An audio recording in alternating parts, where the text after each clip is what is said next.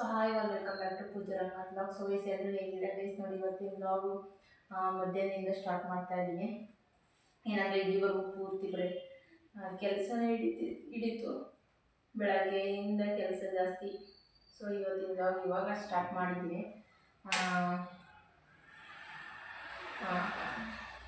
ನಾಳೆ ಶುಕ್ರವಾರ ಅಲ್ವಾ, ಇನ್ನೊಂದು ವಾರ ಇದೆ ಉಪ್ಪಿನ ದೀಪ ಹಚ್ಚೋದು. 2 ವಾರ ಮುಗಿಸಿದ್ದೀನಿ, ಇನ್ನೊಂದು ವಾರ ಇದೆ ಅಷ್ಟೇ. ಸೊ ಉಪ್ಪಿನ ದೀಪ ಹಚ್ಬೇಕಲ್ಲ, ಎಲ್ಲ ಈಗಲೇ ಇವತ್ತೇ ಎಲ್ಲ ನಾನು ಎಲ್ಲ ಕ್ಲೀನ್ ಮಾಡಿಬಿಟ್ಟು ರೆಡಿ ಮಾಡಿದೆ. ಮತ್ತು ದೇವ್ರೂ ಇವತ್ತೇ ಕ್ಲೀನ್ ಮಾಡ್ತೀನಿ. ಸ್ವಲ್ಪ ಪೂಜೆದು ಲಾಗ್ ಮಾಡೋಣ ಅಂತ ಅಂದ್ಕೊಂಡಿದ್ದೀನಿ ನಾಳೆ. ಸೊ ಅದಕ್ಕೆ ನಾನು ಪೂಜೆ ಲಾಗ್ ಮಾಡಬೇಕು ಅಂದರೆ ಬೇಗ ಎದ್ಬಿಟ್ಟು ಮತ್ತು ಟೈಮ್ ಹೋಗ್ಬಿಡುತ್ತೆ, ಪೂಜೆ ಲಾಗ್ ಮಾಡೋಕ್ಕಾಗಲ್ಲ. ಇವತ್ತೇ ಎಲ್ಲ ಕ್ಲೀನ್ ಮಾಡ್ಕೊಂಡಿಲ್ಲ ಅಂದರೆ ನಾಳೆ ಕ್ಲೀನ್ ಮಾಡೋಕ್ಕೆ ಮತ್ತು ಕ್ಲೀನ್ ಮಾಡೋಕ್ಕೆ ಟೈಮ್ ಆಗುತ್ತೆ, ಪೂಜೆ ಲಾಗ್ ಮಾಡೋಕ್ಕೂ ಆಗೋದಿಲ್ಲ. ಸೊ ಅದಕ್ಕೆ ನಾಳೆ ಪೂಜೆ ಲಾಗ್ ಕೂಡ ಮಾಡೋಣ ಅಂದ್ಕೊಂಡಿದ್ನಲ್ಲ, ಇವತ್ತೇ ಎಲ್ಲ ಕ್ಲಿಯರ್ ಮಾಡಿಕೊಂಡೆ. ಈಗ ಊಟ ಮಾಡಬೇಕು, 2 ಗಂಟೆ ಟೈಮ್ ಅಲ್ಲೇ ಊಟ ಮಾಡಿಬಿಟ್ಟು ಮೇಲ್ಗಡೆ ಬಟ್ಟೆ ಸ್ಟಿಚಿಂಗಿಗೆ ಹೋಗ್ಬೇಕು. ನೋಡಿ ಹೂವು ಮುಟ್ಕೊಂಡು ಹೆಣ್ಮಕ್ಳಿಗೆ ಎಷ್ಟು ಲಕ್ಷಣ ಕಾಣಿಸ್ತದೆ ಹೂವು ಮುಟ್ಕೊಬಿಟ್ರೆ. ಸೊ ಬಳೆ ಈಗ ನೆಲ ಒರೆಸ್ತಿದ್ನಲ್ವ, ಗೋಡೆಗೆ ಕುಟ್ಕೊಬಿಟ್ಟು ಒಂದೇ ಒಂದು ಬಳೆ ಒಂದೊಂದೇ ನಾನು ಹಾಕೋಣದೇನು ಜಾಸ್ತಿ ಹಾಕೋಣಲ್ಲ, ಒಡೆದೋಗ್ಬಿಟ್ಟು. ಸೊ ಈಗ ಹಾಕ್ಕೋಬೇಕು, ಮತ್ತು ಬರೀ ಕೈಯಲ್ಲಿ ಇರಬಾರ್ದು ಅಂತಾರೆ, ಈಗ ಹಾಕ್ಕೊಳ್ತೀನಿ. ಬೆಳಗ್ಗೆಯನ್ನು ಹಾಕ್ಕೊಂಡಿದ್ದಿತ್ತು, ಅಂದರೆ ಒಂದು ಬೆಳಗ್ಗೆ ಒಂದು ಒಡೆದೋಗಿತ್ತು. ಸೊ ಇನ್ನೊಂದು ಹಾಕ್ಕೊಂಡಿದ್ದೆ. ಸೊ ಅದೂ ಗೋಡೆಗೆ ಟಚ್ಚಾಗಿ ಹೊಡೆದೋಗ್ಬಿಟ್ಟು.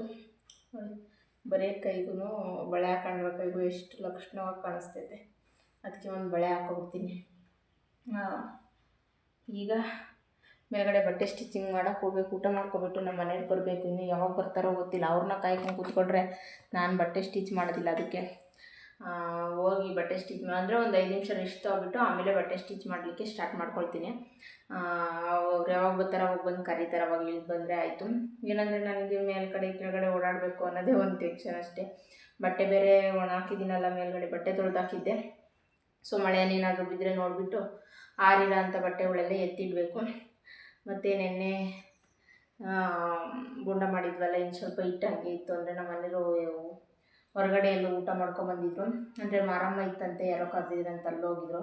ಸೊ ಊಟ ಮಾಡ್ಕೊಂಬಂದಿದ್ರಲ್ಲ, ಬೊಂಡದ ಹಿಟ್ಟು ಹಂಗೆ ಇತ್ತು, ಫ್ರಿಡ್ಜಲ್ಲಿ ಇಟ್ಟಿದ್ದೀನಿ. ಸಂಜೆ ಹಾಕೋದು ಅಂತ ಸುಮ್ಮನಾದೆ. ನಮ್ಮ ಮನೆಗೆ ಇವಾಗ ಊಟಕ್ಕೆ ಬರ್ತಾರಲ್ಲ, ಅವ್ರೇನ ಬಂದು ಕೇಳಿದ್ರೆ ಹಾಕ್ಕೊಡ್ತೀನಿ, ಇಲ್ಲಾಂದರೆ ಸಂಜೆ ಹಾಕ್ಕೊಳ್ಳೋದು. ಈಗ ಮೇಲ್ಗಡೆ ಬಟ್ಟೆ ಸ್ಟಿಚ್ ಮಾಡೋಕ್ಕೆ ಹೋಗೋಣ. ಹೂವು ಯೂಸಲಿ ನಾನು ಜಾಸ್ತಿ ಮುಡ್ಕೊಳ್ಳೋಕೆ ಅಷ್ಟಾಗಿ ಇಷ್ಟಪಡೋದು. ದೇವ್ರ ಫೋಟೋಕ್ಕೆ ಹಾಕಿ ಅದೊಂಥರ ಅದು ದೇವ್ರ ಫೋಟೋಕ್ಕೆ ಹಾಕಿ ಅಲಂಕಾರ ಮಾಡಿ ನೋಡಲಿಕ್ಕೆ ನಂಗೆ ಸಖತ್ ಇಷ್ಟ. ಹೂವು ಅಷ್ಟಾಗಿ ಮುಡ್ಕೊಳ್ಳೋಕೆ ಇಷ್ಟ ಆಗಲ್ಲ. ಇವತ್ತೇನೋ ಈ ಥರ ಜಡೆ ಹಾಕ್ಕೊಬಿಟ್ಟಿದ್ನಲ್ಲ, ಸೊ ಅದಕ್ಕೆ ಜಡೆ ಹಾಕ್ಕೊಂಡ್ರೆ ಹೂವು ಮುಡ್ಕೊಂಡ್ರೆ ಚೆನ್ನಾಗಿರುತ್ತೆ ಅಂತಂದು ಮಳ್ಳೆ ಹೂವು ಇದ್ವಲ್ಲ, ಒಂದು ರೋಸು ಮತ್ತು ಒಂದು ಸುನಾಮಿ ಚಿಕ್ಕ ರೋಸ್ ಬರುತ್ತಲ್ಲ, ಅದನ್ನು ಮಳ್ಳೆ ಹೂವು 2 ಹಾಕ್ಕೊಂಡು ಮುಡ್ಕೊಂಡೆ. ನೋಡಿ ಅದಕ್ಕೆ ಹೇಳೋದು, ಮುತ್ತೈದೆಯರಿಗೆ ಅರಿಶಿನ ಕುಂಕುಮ ಹೂವು ಮೇಯ್ನ್ ಇಂಪಾರ್ಟೆಂಟ್, ಅವಿದ್ರೆ ಲಕ್ಷಣವಾಗಿ ಕಾಣಿಸ್ತಾರೆ ಅಂತಂದು. ಈಗ ತಗೊಂಡ್ಬಿಟ್ಟು ಕೊಟ್ಟಿದ್ದೀನಿ. ಏನಪ್ಪ ರೆಡ್ ಕೊಟ್ಬಿಟ್ಟವ್ರು ನಿಮಗೆ? ರೆಡ್ಡೆ ಗುಳಿ ಥರ ಗುದ್ದಕ್ಕೆ ಕೊಟ್ಟು ಯಾಕೆ ಕ್ವಾಲಿಟಿ ಕಮ್ಮಿ ಆಯ್ತು ಒಂದ್ಸರಿ. ಸರಿ ಸ್ವಲ್ಪ ಕ್ವಾಲಿಟಿ ಕಮ್ಮಿ ಆಯ್ತಪ್ಪ. ಎಲ್ಲಿ ತಿರುಗಿ ಎಂತಿ ಕರೆಕ್ಟಾಗಿ ಆಗುತ್ತಾ ನಿನಗೆ? ಬಿಡು ಇಲ್ಲೂ ತಿರುಗು, ನಾನು ನೋಡ್ತೀನಿ. ಇಲ್ಲಿ ಬಿಡ, ಬಾಯಿ ಮುಚ್ಚಿ ಹೊಡೆದ್ಬಿಡ್ತೀನಿ. ಕ್ವಾಲಿಟಿನೇ ಇಲ್ವಲ್ಲೋ ಇದು. ಸ್ವಲ್ಪ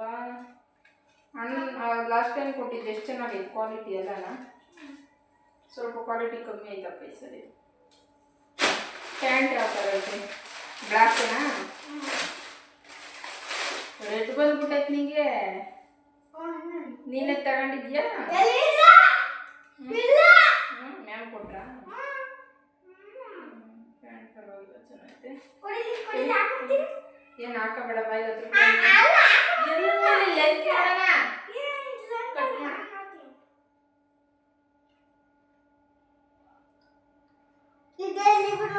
ಲೆಂತ್ ಜಾಸ್ತಿ ಆಗಿಲ್ವಾ? ಕುಡಿ, ಇದು ಹಂಗೆ ತಿಂದ್ಬಿಡು ಪ್ಯಾಂಟು. ಇನ್ನೊಂದು ಐತಲ್ಲ, ಅದು ಹಾಕೊಂಡು ಅಷ್ಟೇ, ಸರಿನಾ? ಲೆಂತ್ ಜಾಸ್ತಿ ಆಯ್ತು, ಇನ್ನೂ 2 ವರ್ಷ ಬಿಟ್ಟು ಹಾಕೊಂಡ್ರು ಆಗ್ತೈತೆ. ಇದು ಹಂಗೆ ತಿಂತೀನಿ. ಇನ್ನೊಂದು ಇರುತ್ತಲ್ಲ ಪ್ಯಾಂಟು, ಲಾಸ್ಟ್ ಟೈಮ್ ಕೊಟ್ಟಿದ್ದ ಅದನ್ನ ದುಷಿಗೂ ಲೆಂತ್ ಆಗುತ್ತೆ ಜಾಸ್ತಿ ಉದ್ದ ಬರುತ್ತೆ ಅವನು ಡಸ್ಟ್ಬಿನ್ ಹಾಕು ಕವರ್ ಡಸ್ಟ್ಬಿನ್ ಅದು ಉದ್ದ ಬರುತ್ತೆ ಅವನಿಗೆ ಕೊಟ್ಕೊಂಡು ಇದು ಡಸ್ಟ್ಬಿನ್ ಹಾಕ್ತೀಯಾ ಮತ್ತೆ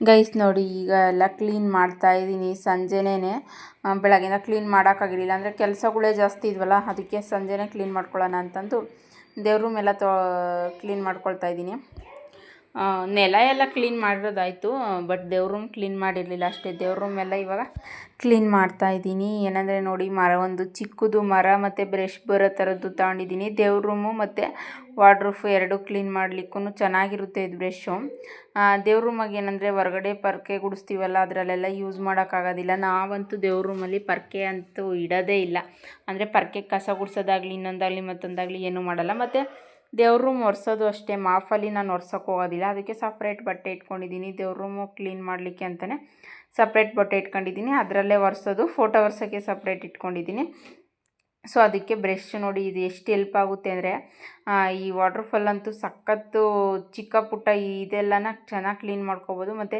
ಡೋರ್ ತೆಗಿತೀವಿ ನೋಡಿ ಅಲ್ಲೇ ಅಂತೂ ಕೈಯಲ್ಲಿ ತೆಗಿಯೋಕ್ಕಾಗೋದಿಲ್ಲ ಸೊ ಈ ಥರ ಬ್ರಷ್ ಇದ್ಬಿಟ್ರೆ ಆರಾಮ್ಸೆ ಆಗಿ ಕ್ಲೀನ್ ಮಾಡ್ಕೋಬೋದು ದೇವ್ರ ರೂಮಲ್ಲಿ ಆಗಲಿ ವಾಟರ್ಫಾಲೇ ಆಗಲಿ ಅಂತಂದು ಈ ಥರದ್ದೊಂದು ಮರ ಮತ್ತು ಬ್ರಷ್ ತಗೊಂಡಿದ್ದೆ ಚಿಕ್ಕದು ಚೆನ್ನಾಗಿದೆ ಒಂಥರ ಚೆನ್ನಾಗಿ ಯೂಸ್ಫುಲ್ ಆಗುತ್ತೆ ಅದಾದಮೇಲೆ ನೋಡಿ ಈಗ ನೆಲ ಎಲ್ಲ ಒರೆಸ್ಕೊಳ್ತಾ ಇದ್ದೀನಿ ನೋಡಿ ನೆಲ ಒರ್ಸೋಕ್ಕೆ ಸಪ್ರೇಟ್ ಬಟ್ಟೆ ಆಗಲೇ ಹೇಳ್ದಂಗೆ ಫೋಟೋ ಒರೆಸ್ಲಿಕ್ಕೆ ಸಪ್ರೇಟ್ ಬಟ್ಟೆ ಇಟ್ಕೊಂಡಿದ್ದೀನಿ ನಾಳೆ ಅಂದರೆ ಆಗೋದಿಲ್ಲ ಸ್ವಲ್ಪ ಕಷ್ಟ ಆಗುತ್ತೆ ಬೇಗ ಎದ್ಬಿಟ್ಟು ರೆಡಿ ಮಾಡಬೇಕು ಹಾಗೆ ವಿಡಿಯೋ ಕೂಡ ಮಾಡೋದಿದೆ ಅಂತಂದು ಇವತ್ತೇ ಎಲ್ಲ ರೆಡಿ ಮಾಡ್ಕೊಳ್ತಾ ಇದ್ದೀನಿ ದೇವ್ರ ರೂಮ್ ಎಲ್ಲ ಕ್ಲೀನ್ ಮಾಡಿ ಮತ್ತು ಫೋಟೋ ಒರೆಸಿ ಇದನ್ನೆಲ್ಲ ಇವತ್ತೇ ರೆಡಿ ಮಾಡಿಕೊಂಡ್ರೆ ನಾಳೆ ಈಸಿ ಆಗುತ್ತೆ ಅಂತಂದು ಇವತ್ತೇ ದೇವ್ರ ರೂಮ್ ಕ್ಲೀನ್ ಮಾಡಿ ಬಟ್ಟೆ ಎಲ್ಲ ಇಡ್ತಿದ್ದೀನಿ ಹೂವು ಎಲ್ಲ ನಾಳೆನೇ ಹಾಕೋದು ಅದೆಲ್ಲ ಮುಗಿಸ್ಕೊಬಿಟ್ಟು ಈಗ ಹೋಮ್ವರ್ಕ್ ಮಾಡ್ಸೋಣ ಮಕ್ಕಳಿಗೆ ಅಂತಂದು ಮತ್ತೆ ಬಟ್ಟೆ ಬೇರೆ ಎತ್ಕೊಬಂದಿದ್ದೆ ಮೇಲ್ಗಡೆ ಬಟ್ಟೆ ತೊಳೆದಾಕಿದ್ನಲ್ಲ ಇವತ್ತು ಇನ್ನು ಸ್ವಲ್ಪ ಹಾರ್ಕೊಳ್ಳೋವಿದ್ವು ಅವನ್ನ ಹಂಗೆ ಬಿಟ್ಟು ಆರಿರೋ ಮಾತ್ರ ಎತ್ಕೊಬಂದೆ ಇವನ್ನ ಇವಾಗ ಮಡ್ಚೋಣ ಅಂತಂದು ಮಡ್ಚಲಿಕ್ಕೆ ಸಪ್ರೇಟ್ ಕೂತ್ಕೊಂಡ್ರೆ ಆಗೋಲ್ಲ ಅಂತಂದು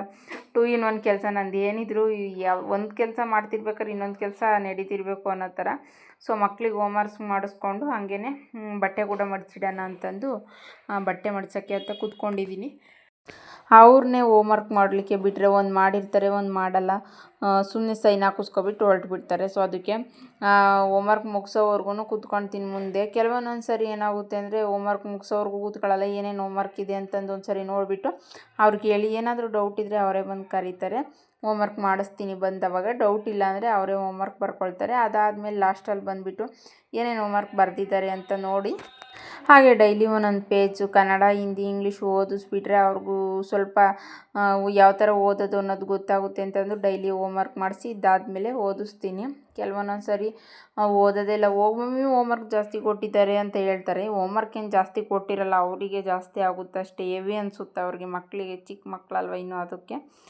ಈಗ ನೋಡಿ ನಮ್ಮ ದುಷಿ ಆ ಕಡೆ ಕೂತ್ಕೊಂಡಿದ್ದ ಹೋಮ್ವರ್ಕ್ ಬರೀಲಿಕ್ಕೆ ಬಾರೋ ಇಲ್ಲಿ ಅಂದರೆ ಇಲ್ಲ ಹೋಗಿ ಮಮ್ಮಿ ನಾನು ಇಲ್ಲೇ ಕೂತ್ಕೊಂತೀನಿ ಅಂತದ್ದು ಅವನು ಒಂದು ಸರಿ ಕೂತ್ಕೊಂಡ್ಮೇಲೆ ಮುಗೀತು ಎದ್ದು ಬರೋದಿಲ್ಲ ಸೊ ಅದಕ್ಕೆ ಆಮೇಲೆ ಬಾರೋ ಇಲ್ಲಲ್ಲೇ ನೋಡಿ ಹೇಳ್ತೀನಿ ಏನೇನು ಕೊಟ್ಟಿದ್ದಾರೆ ಅಂತಂದು ಆಮೇಲೆ ಕರ್ಕೊಂಡೆ ಬಂದ ಸೊ ಅವ್ನಿಗೂ ಹೋಮ್ವರ್ಕ್ ಮಾಡಿಸ್ತಾ ಇದ್ದೀನಿ ಅವನಿವಾಗ 4th ಚಿಕ್ಕವನು ಬಂದು 1st ಸ್ಟ್ಯಾಂಡರ್ಡು ದೊಡ್ಡವನು 4th ಈಗ ಇನ್ನೇನು ವರಮಹಾಲಕ್ಷ್ಮಿ ಹಬ್ಬ ಬೇರೆ ಹತ್ರ ಬರ್ತಾ ಇದೆ ಕ್ಲೀನಿಂಗ್ ಕೆಲಸ ಬೇರೆ ಮಾಡ್ಕೋಬೇಕು ಚಕ್ಲಿ ನಿಬ್ಬಟ್ಟು ಕೋಡ್ಬಳೆ ಅಂಥದ್ದೆಲ್ಲ ನಾನೇನು ಮಾಡೋಕ್ಕೆ ಹೋಗೋದಿಲ್ಲ ಯಾವ ವರ್ಷವೂ ಮಾಡೋಕ್ಕೆ ಹೋಗೋದಿಲ್ಲ ನಾನು ಅದನ್ನೇನು ಕೆಲವೊಂದೊಂದು ಸರಿ ಅಂಗಡಿಲಿ ಸಿಗ್ತೀನಿ ಇಲ್ಲಾಂದರೆ ಸುಮ್ಮನೆ ಆಗ್ಬಿಡ್ತೀನಿ ಅಷ್ಟೇ ಬಟ್ಟೆ ಎಲ್ಲ ಮಡ್ಚಿಟ್ಬಿಟ್ಟು ಅವ್ರವರು ಸಪ್ರೇಟ್ ಎತ್ತಿಟ್ಬಿಡ್ತೀನಿ ಈಗಲೇ ಏನಂದರೆ ನಾನು ಐರನ್ ಮಾಡ್ಲಿಕ್ಕೆ ಹೋಗಲ್ಲ ಮಡ್ಚಿದ್ದಾದ್ಮೇಲೆ ಹಂಗೆ ಎತ್ತಿಟ್ಬಿಡ್ತೀನಿ ಮಕ್ಕಳು ಹಗ್ಗಗ್ಲ ಹತ್ತು ಇತ್ತು ಎಳ್ದಾಡ್ತಿರ್ತಾರೆ ಮತ್ತು ಸುಕ್ಕು ಬರ್ತಾವೆ ಅದಕ್ಕೆ ವೇರ್ ಮಾಡಬೇಕಾದ್ರೆ ಒಂದೇ ಸರಿ ಐರನ್ ಮಾಡಿಬಿಟ್ಟು ಕೊಡೋದು ಎಲ್ಲರ ಮನೆಯಲ್ಲೂ ಈ ಥರ ಪ್ರಾಬ್ಲಮ್ ಇದ್ದೇ ಇರುತ್ತೆ ಏನಂದರೆ ದೊಡ್ಡರಾಗಲಿ ಚಿಕ್ಕರಾಗಲಿ ನಾವು ಯಾವ ಥರ ಜೋಡಿಸಿಕ್ಕಿರ್ತೀವಿ ನೋಡಿ ಅದೇ ಥರ ಬಟ್ಟೆಗಳು ಇರೋದಿಲ್ಲ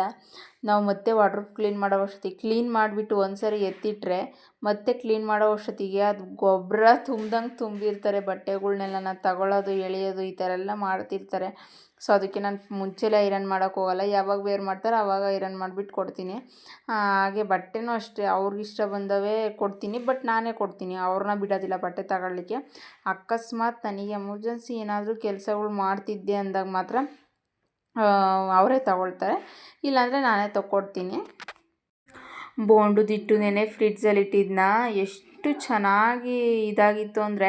ಅದಲ್ಲದೆ ಇವತ್ತು ಮಧ್ಯಾಹ್ನ ಬೆಳಗ್ಗೆನೇ ನಾವು ಸೊಪ್ಪು ತೊಗೊಂಡಿದ್ದೆ, ತಬಾಕ್ಸಿ ಸೊಪ್ಪು. ಸೊ ತಬಾಕ್ಸಿ ಸೊಪ್ಪು ಸ್ವಲ್ಪ ಕಟ್ ಮಾಡಿಬಿಟ್ಟು ಹಾಕಿದ್ದೆ. ಎಷ್ಟು ಚೆನ್ನಾಗಿ ಒಂಥರ ಸ್ಮೂತಾಗಿ ಬಂದಿತ್ತು, ಒಂಥರ ಇಡ್ಲಿ ಹಿಟ್ಟು ಬರುತ್ತೆ ನೋಡಿ ಆ ಥರ ಇತ್ತು ಹಿಟ್ಟು, ಚೆನ್ನಾಗಿತ್ತು. ಹಾಗೆ ಬೋಂಡ ಕೂಡ ಚೆನ್ನಾಗಿ ಬರ್ತವೆ ಅಂದಂತೂ. ಇವಾಗ ಬಟ್ಟೆ ಎಲ್ಲ ಮಡಚಿಟ್ಟಿದ್ದಾದಮೇಲೆ ಹೋಮ್ವರ್ಕ್ ಮಾಡಿಸಿದ್ದಾದಮೇಲೆ ಅಡುಗೆ ಮಾಡ್ಲಿಕ್ಕೆ ಹೋಗೋದು. ಅಂಥವ್ರಿಗೂ ಅಡುಗೆ ಮನೆಗೆ ಹೋಗೋದೇ ಇಲ್ಲ, ಯಾಕಂದರೆ ಫಸ್ಟು ಹೋಮ್ವರ್ಕ್ ಎಲ್ಲ ಮುಗಿಸ್ಬಿಟ್ಟು ಅಡುಗೆ ಮಾಡ್ಲಿಕ್ಕೆ ಹೋದರೆ ಅಂದರೆ ಅವ್ರಿಗೇನೇನು ಬರೆಯೋದಿರುತ್ತೋ ಆ ಥರ ಹೇಳ್ಬಿಟ್ಟು ಅಡುಗೆ ಮನೆಗೆ ಹೋದರೆ ಅವ್ರ ಪಾಟಿಗೆ ಅವ್ರು ಬರೀತಿರ್ತಾರೆ, ಓದ್ಕೊತಿರ್ತಾರೆ. ನಾನು ಅಡುಗೆ ಮಾಡಿಬಿಟ್ಟು ಬರೋದು ಸರಿ ಹೋಗುತ್ತೆ ಅಂತಂದು.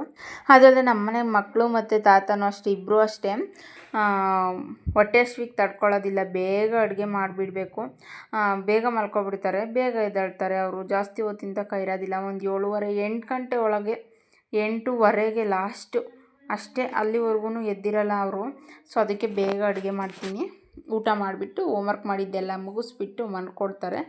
ಸೊ ಇವತ್ತಿನ ವೀಡಿಯೋ ಕೂಡ ಇಲ್ಲಿಗೆ ಎಂಡ್ ಮಾಡ್ತಾಯಿದ್ದೀನಿ. ವೀಡಿಯೋ ಯಾವ ಥರ ಇತ್ತು ಅನ್ನೋದನ್ನ ಕಮೆಂಟ್ ಮಾಡಿ, ಸಬ್ಸ್ಕ್ರೈಬ್ ಮಾಡ್ಕೊಳ್ಳಿ. ಸಿಗೋಣ ನಾಳೆ ಮತ್ತೊಂದು ಹೊಸ ವೀಡಿಯೋದೊಂದಿಗೆ. ಅಲ್ಲಿವರೆಗೂ ಟೇಕ್ ಕೇರ್, ಬಾಯ್.